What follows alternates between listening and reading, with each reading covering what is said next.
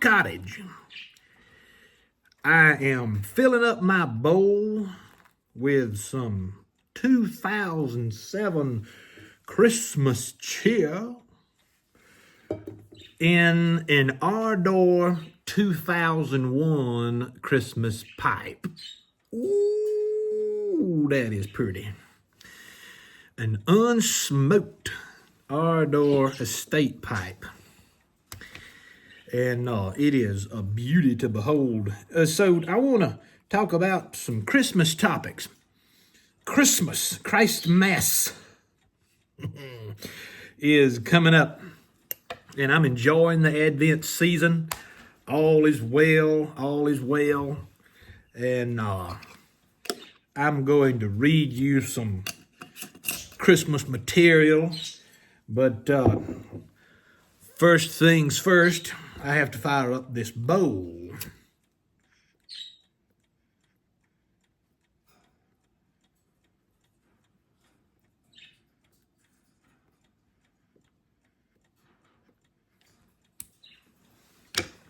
Think about these Virginias. They can be hard to get lit sometime. But we're in no hurry here. Now, if you hear a machine turn on in the background, it's going to be that thing right yonder. That is the air purifier, a Rabbit air purifier system, I think is what it's called, which does an amazing job of keeping the smoke down in this study.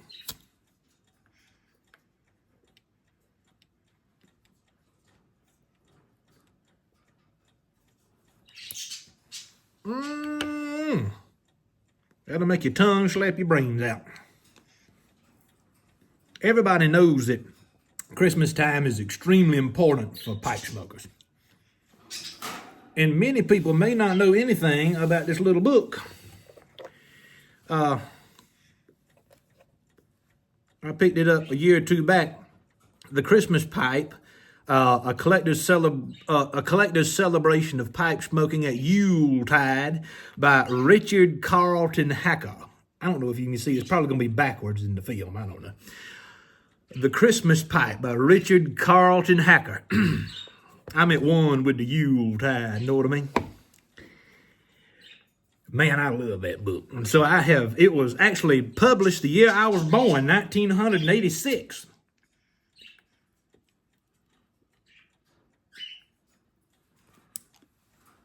So, I'm just going to share a couple of little excerpts from it. Simply because I think it's good reading. And it's a good way to celebrate pipe smoking at Christmas time. And so, just enjoy a few paragraphs here. Not very much. This is an important book that's got chapters in it about different types of Christmas pipes that you could find up until that point in the 1980s. And what's very interesting is the chapter that deals with the different kinds of special tobaccos that one could find in the 1980s and the 70s. Many which cannot be found now. So let me just read a little bit from this first chapter entitled The Legend of the Christmas Pipe. It is easy to take Christmas pipe smoking for granted. Just as few people stop to contemplate wrapping paper or holiday candles or the similarities between church bells and doorbells. But they are there all the same, integral parts of the most cherished and holiest day of the year. And so it is with pipe smoking. It is such a natural part of the holiday season. Yet, has anyone ever noticed the similarity in shape between a straight-stemmed briar and a candy cane? Just like the celebration of Christmas itself, pipe smoking can be solitary or social, as the individual prefers. At festive parties, we proudly puff our fanciest meerschaums or most elegant briars, and are readily accepted as the very personification of the Yuletide, due to the honorarium awarded to our pipes during the holiday season. Even non-smokers seem more tolerant of us during this special time of the year. Perhaps another reason why the Christmas spirit should be extended throughout the other 11 months as well.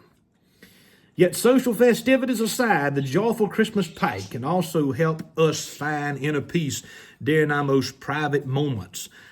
After all the guests have gone, or all the packages have been wrapped, the toys put together and the tree decorated. It is then, when all is still and the house is quiet, that we can bask in the solitude of late evening to contemplate the future, reflect upon the past, and share our most cherished thoughts with just our Christmas pipe.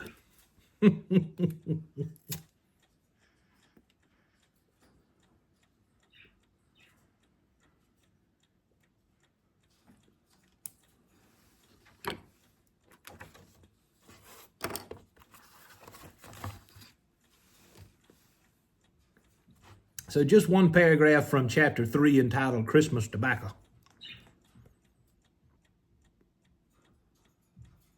It is as natural as frost on a winter window pane to surmise that if one has a special pipe to smoke at Christmas time, that person probably has a special tobacco to help celebrate the musical adage of the most wonderful time of the year.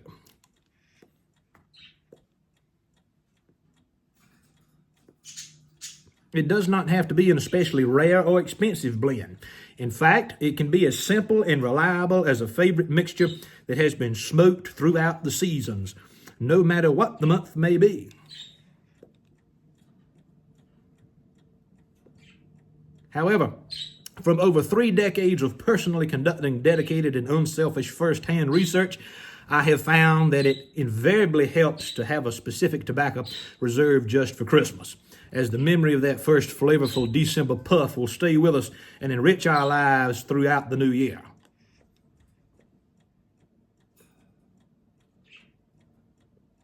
In fact, it does not matter if we ever smoke that particular Christmas tobacco again. A situation that often arises when some well-intentioned acquaintance gives us a brightly wrapped package containing a blend which we might otherwise never have let near our humidor. There is no end to the beautiful artwork that a fine pipe maker can produce at Christmas time. I have seen some of the most beautiful pipes produced to commemorate this special time of year. And as many of you know, we were confirmed in the Catholic Church. And this Advent is particularly special to me for that reason. Advent is so beautiful and wonderful this year, and it's only getting better and sweeter the closer we move toward December 25th.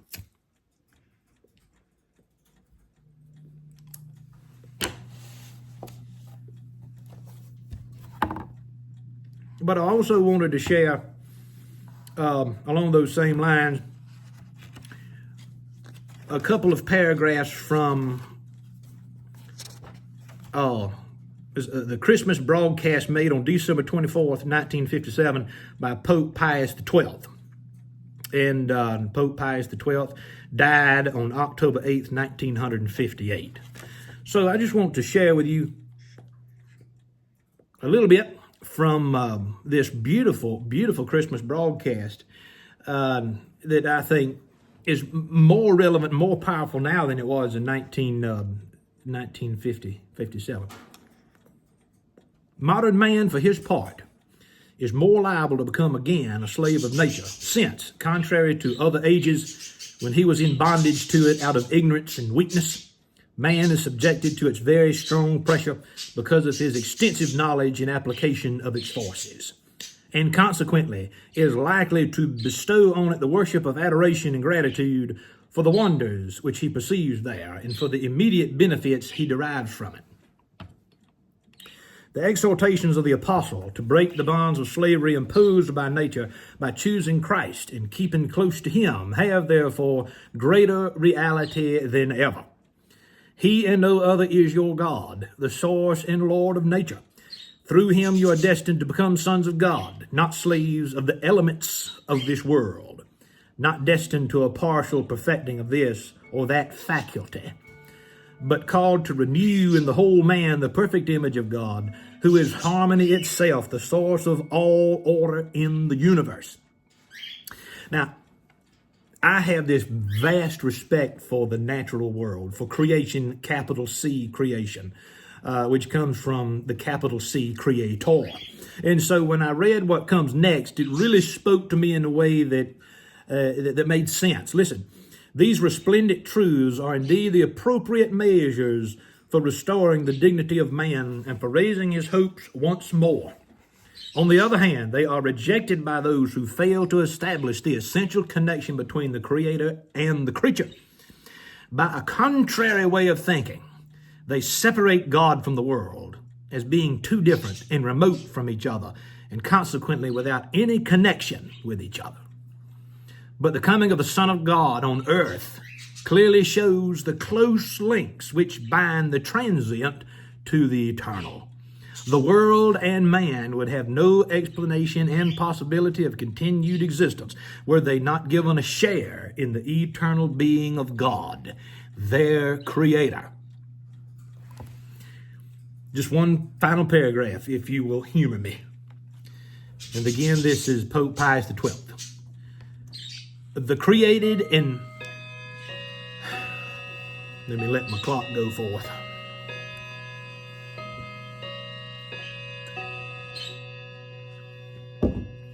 The created and finite world, traveling of necessity on the ocean of the divine eternity, follows, so to speak, its course and laws.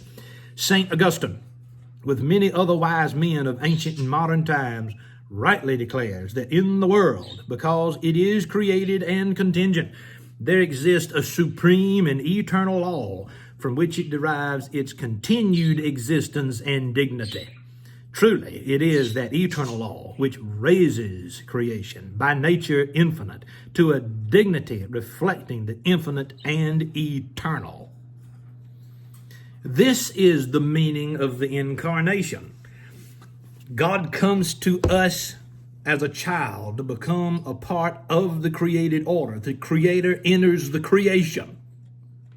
It's the most beautiful story. I can't think of another way, a more appropriate way for the Messiah to come into the world. The perfect image of humility.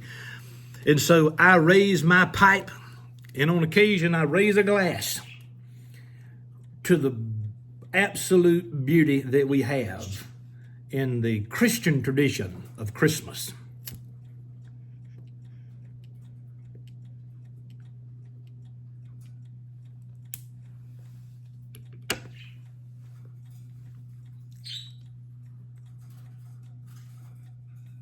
So I hope that you enjoyed that reading.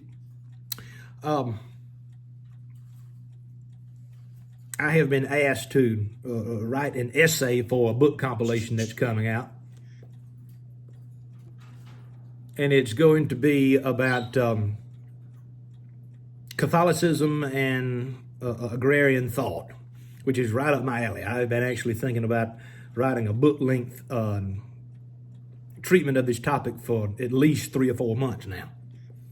So sort of as a twist of irony, providence, I would say, I was contacted a couple of days ago to write an essay on this very topic for a compilation. And so I will give you more information as that comes out, but it will be a good springboard for a larger book that I have in mind about the relationship between the church and the land. And there's a lot of important lessons there in that relationship. Because when you start to see land as creation with a capital C, then your perspective on nature is entirely different. It's transformed. And as such, your perspective on, again, the Creator entering the creation as a baby, your understanding of nature is, as a created thing, is always in the background of the Christmas story. And unfortunately, in modern times, we've tried to redefine what Christmas means. I think it's bogus. I read a quote from Tim Allen, of all people, the other day. the actor Tim Allen. And to paraphrase, he made it very clear to his audience, people who watch his films, that Christmas is a religious holiday. And if you try to remove religion from it, it makes absolutely no sense. And growing up as a child, this was fairly common news. We never questioned that. We never questioned the good news of Jesus. But by becoming Catholic, that good news of Jesus, it is so much bigger. It is, there's a treasure trove of information that I am digging into through the literary history of the church over the past 2,000 years that I did not know about before. It just gets better and better. All the while, with each passing Christmas, the world seems to continue in decline. Each Christmas, each Advent and Christmas season is a reminder that while the world is in decline, the kingdom of God is constantly going up.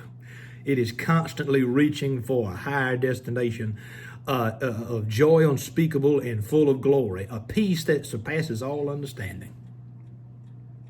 And so it's a good day to light up the pipe, a good day to sit down at the desk and read Richard Carlton Hacker's book on Christmas pipes and Christmas tradition. If you can find a copy of that book, you should pick it up. I think there was only about 2,000 copies made 30-something years ago, so if you can find a copy, it would be worth your while if you're interested in pipe lore and the history of pipe smoking. But I will keep you posted on what's going on our end with that new essay and with my new book idea. I don't want to tell people too much about the book idea, because once you talk about it, then you don't have anything left to write. It's easier to keep your mouth shut and simply write what's on your mind rather than making videos about it. It's kind of two different worlds. But I will try to make another video before Christmas, but if not, I sincerely hope that you and yours have a blessed and wonderful, spectacular Advent season, that you are able to celebrate Christmas, that you find some peace and joy in your life and your heart during a world that is gone completely crazy. So until we meet again, this is Alan Harrelson with the Pipe Cottage. Thank you for stopping by.